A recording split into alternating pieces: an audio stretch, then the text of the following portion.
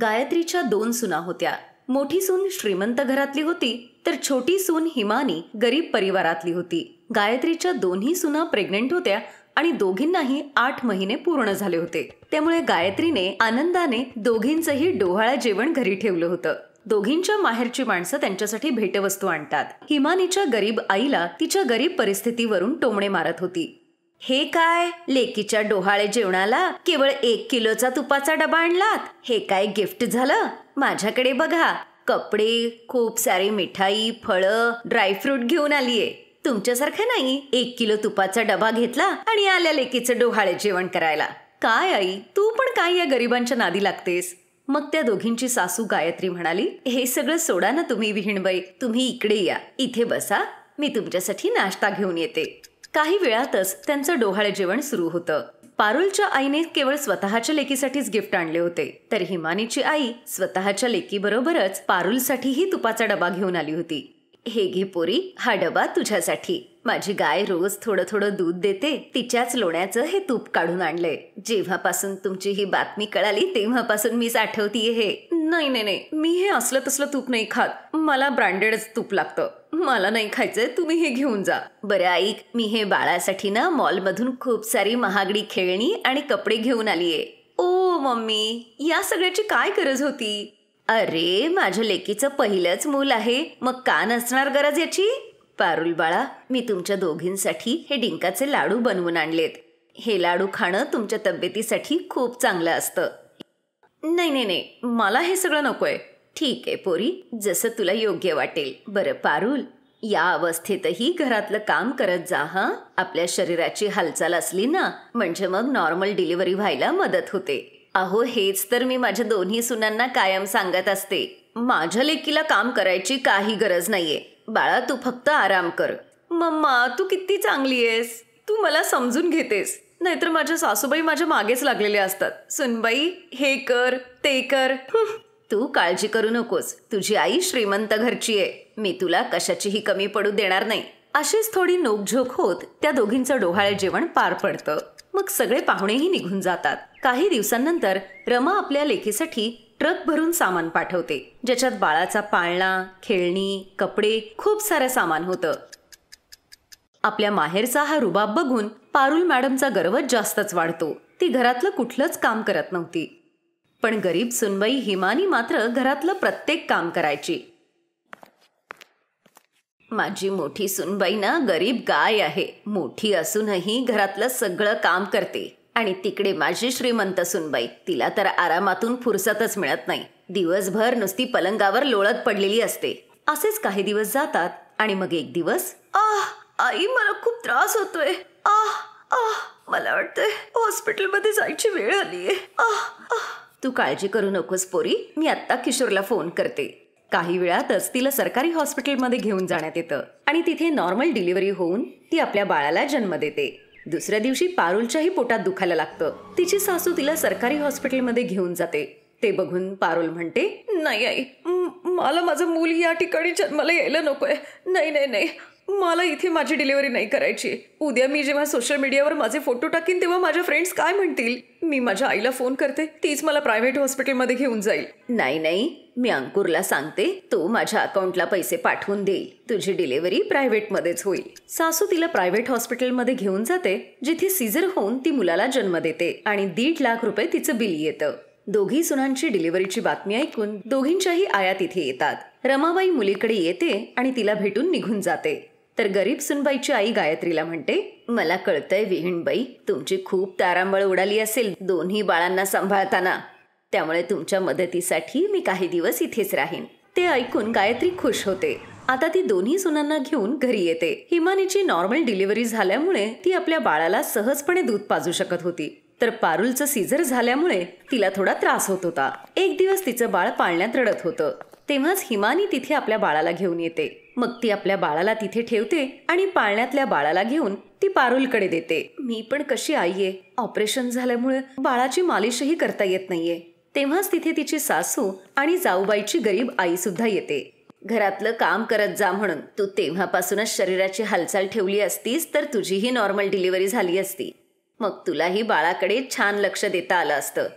असू दे, मी आहे ना, तू अजिबात काळजी करू नकोस. हा, मी तुझ्या बाळाचीही मालिश करून देईन. मला माफ करा, मी जर तेव्हा तुमचं बोलणं ऐकलं असतं तर आज माझी नॉर्मल डिलिव्हरी झाली असती. काही दिवसांनी रमा आपल्या लेकीला भेटायला येते तेव्हा पारुल तिला चांगलंच सुनावते. काही गरज नाही आई हे सगळं नाटक करण्याची. मला जेव्हा तुझी गरज होती तेव्हा तू कुठे होतीस? हॉस्पिटलमधून तू अशी लगेच निघून गेलीस की जणू काही तुला आणि बहिणीला माझं सगळं करावं लागणार होतं. आता मी आणि माझं बाळ पूर्ण बरे झालो आहोत तर तेव्हा तुला 2 महिन्यानंतर इथे यायला सुचतंय? अशा खोट्या प्रेमाची गरज नाही आई. आणि ती सगळ्यांची माफी मागते. ती श्रीमंतीचा गर्व सोडून देते आणि पारुलही आपल्या गरीब जाऊबाई बरोबर आनंदाने राहते.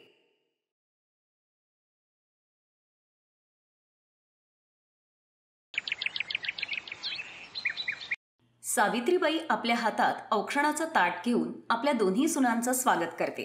माझ्या दोघी सुनांनो, आता तुम्ही या कलशाला ओलांडून लवकर आत या. काय आई, एका खोलीचं घर? तुम्हाला माहिती आहे ना मी किती श्रीमंत घरातली आहे. माझ्या आई बाबांनी किती रुखवत दिलाय. आता मी हे सगळं सामान कुठे ठेवणार? काय फरक पडतोय अगं? सासर एका खोलीचं असू दे नाही तर 4 खोल्यांचं, आपल्या सगळ्यांना एकत्रच राहायचंय ना. उफ, या गरीब लोकांना कसं समजणार ज्यांनी सगळं आयुष्य एकाच खोलीत काढलंय. असो, रोहन तू बेड इथेच ऍडजस्ट कर. बाकी सगळं सामान मी माझ्या घरी पाठवून देते. जेव्हा आपण मोठं घर घेऊ तेव्हा ते सामान आणूयात. सावित्रीची छोटी सून अंकिता तो बेड घरात ठेवते आणि आरामात आपल्या नवऱ्याबरोबर त्या बेडवर झोपते. तर दुसरीकडे मोठी सून आपला नवरा आणि सासू बरोबर जमिनीवर चटई घालून झोपते. अमित, मला माफ करा, माझे बाबा एवढे श्रीमंत नाहीत की ते काही देऊ शकतील. अगं मी तरी कुठे श्रीमंत आहे रेखा, आणि मला सगळं माझ्या मेहनतीनं कमवायचंय ना की सासूरवाडीकडून घ्यायचंय. त्या दोघांचं बोलणं बेडवर झोपलेले अंकिता आणि रोहन ऐकतात. अंकिता चिडून म्हणते, आ हा हा हा, आले मोठे आम्हाला ऐकवणारे. विसरू नका भाऊजी की तुम्ही बेरोजगार आहात, त्यामुळे मोठे असूनही जमिनीवर झोपताय. अगं अंकिता, तू कशाला चिडतीयेस? तो तर असंच बोलत होता. असू दे आई, मला माहितीये दादाला नेमकं काय म्हणायचं होतं ते. असेच काही दिवस जातात. आता छोटी सून आणि मुलगा बेडवर झोपायचे तर मोठी सून आणि मुलगा जमिनीवर झोपायचे. काही दिवसांनी पावसाळ्याचे दिवस सुरू होतात आणि त्यांचं छप्पर गळायला लागतं. उफ, अरे हे सगळं काय आहे रोहन? हे छप्पर बघ कसं गळतंय. अंकिता, अगं तुला सांगितलं होतं ना मी, आमचं घर खूप जुनं आहे, त्यामुळे दरवर्षी पावसाळ्यात असंच पाणी गळतं. आई, माझ्याकडची चटई पण ओली झालीये. असं मला नीट झोपता येणार नाही. रेखा, तू माझ्या बाजूला येऊन झोप इकडे, इथे पाणी नाहीये. वा आई, तुमच्या गरीब सुनेवर भारी प्रेम तू चाललंय आणि श्रीमंत सुनेचा तिरस्कार. आम्ही पण इथे एकत्रच राहतोय ना. तू बेडवर झोपलीयस म्हणून मी तिला असं म्हटलंय अंकिता. ठीक आहे रोहन, उद्या सकाळीच तू आपल्या बाजूची भिंत आणि छप्पर नीट करून घे. कसे बसे ते सगळे झोपून जातात. पण दुसऱ्या दिवशी अंकिता तिच्या बाजूची भिंत आणि छप्पर नीट करून घेते. त्याबरोबरच ती रंगही देऊन घेते. अंकिता, अगं तू काम करूनच घेत होतीस तर सगळ्यात छप्परची दुरुस्ती करायची ना. पैसे काही झाडाला लागत नाहीत. माझा नवरा दिवसभर काम करतो आणि मी त्याचा पैसा तुमच्यासाठी खर्च करू? असू दे आई, तुम्ही हिला काही बोलू नका. हिच्या बोलण्यावरूनच कळतं हिला आपल्या गरिबांचा किती तिटकारा आहे ते. दुसऱ्या दिवशी पुन्हा पाऊस येतो आणि रात्री अंकिता आरामात झोपते. पण इकडे रेखाच्या बाजूला पाणी गळत असल्यामुळे ती नीट झोपू शकली नाही. अहो, आज जरा जास्तच पाणी गळतंय या बाजूला. आपण असे झोपू शकणार नाही. तू काळजी करू नकोस, उद्या काहीतरी जुगाड करतो. दुसऱ्या दिवशी सकाळी अंकिता आपल्या गरीब जावेची थट्टा करते. गरीब जाऊबाई, मला वाटतं तुम्ही जास्तच दुःखी आहात. डोळे कसे लाल झालेत. रात्री नीट झोप झाली नाही वाटतं. तशी मलाही नीट झोप नाही लागली. ते काय आहे ना, खूप गरम होत होतं. हरकत नाही, मला तर केवळ एक फोन करायचा आहे, मग माझे आई बाबा लगेच माझ्यासाठी एसी पाठवतील. अंकिता तसंच करते. वडिलांना फोन करून ती आपल्या घरी एसी लावून घेते. पण एकाच खोलीत एसी लावल्यामुळे त्याची हवा सगळ्यांनाच मिळत होती. तिच्या गरीब जावेलाही थंड हवा मिळत होती आणि हीच गोष्ट अंकिताला अजिबात खपत नव्हती. एसी मी माझ्यासाठी लावलाय रोहन, ना की त्या गरीब जावेसाठी. त्या फुकटच हवा खातायत. मग तू सांग डार्लिंग, तुला नक्की काय हवंय? तू उद्या पडदे घेऊन ये आणि इथे मध्ये लाव, म्हणजे एसीची हवा त्या बाजूला जाणार नाही. अंकिता आपल्या जावेचा इतका तिरस्कार करत होती की तिला तिच्या एसीची हवा सुद्धा जावेला द्यायची नव्हती. गरीब रेखा दिवसभर घरात काम करायची, पण रात्री गरमीमुळे आणि पावसामुळे ती नीट झोपू सुद्धा शकत नव्हती. रोहन, तू आजच मिस्त्रीला घरी बोलवून आण. आपण आपल्या बाजूचा हिस्सा थोडा वर करून घेऊयात. या गरिबांमुळे उगाच मलाही या पावसाचा त्रास होतोय. हे पावसाचं घाण पाणी उगाच माझ्या बाजूला साठतं. सुनबाई, कुठल्या गरीबाला इतकं छळणं चांगलं नव्हे. तुम्ही गप्पा बसा आई. ऐक ना रोहन, आज मला समोसे खायची खूप इच्छा झालीये. तू बाहेरून आपल्या दोघांसाठी घेऊन ये ना. हो हो, मी आत्ता घेऊन येतो. मग संध्याकाळी खूप जोरात पाऊस पडतो आणि त्यामुळे घरात पाणी साठतं. इकडे चुलीपर्यंत पाणी आल्यामुळे रेखा बिचारी खाणं बनवू शकत नव्हती आणि त्या तिघांनाही उपाशीच झोपावं लागतं. गरीब लोकांबरोबर असंच होतं. आता बास कर अंकिता.